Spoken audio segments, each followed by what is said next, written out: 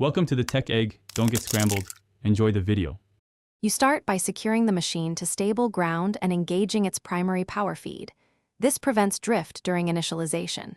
Next, input exact temporal coordinates and double-check time zone data because an offset shifts the entire trajectory. Once done, run the inertial damper quick calibration sequence to lock orientation within half a degree. This reduces translational error. Make sure to enable the safety interlock and set the return timestamp. You will need that precision to avoid misplacement.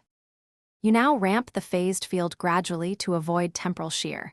Increase to 60% over 90 seconds and monitor the chronal feedback readout. If the feedback stays under 0, 2Hz and temperatures remain below 45 degrees C, continue ramping to full operational amplitude. Once the window link indicator is stable, engage the pathway by holding ENG for 3 seconds. This opens a controlled conduit rather than a chaotic rupture.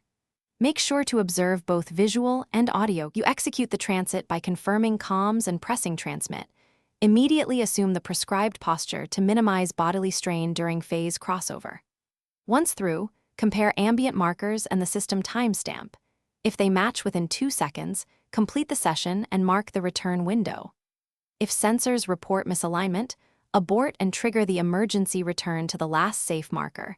Then reset the calibration and rerun the phased field ramp. This troubleshooting step prevents permanent temporal displacement, so prioritize it if readings deviate.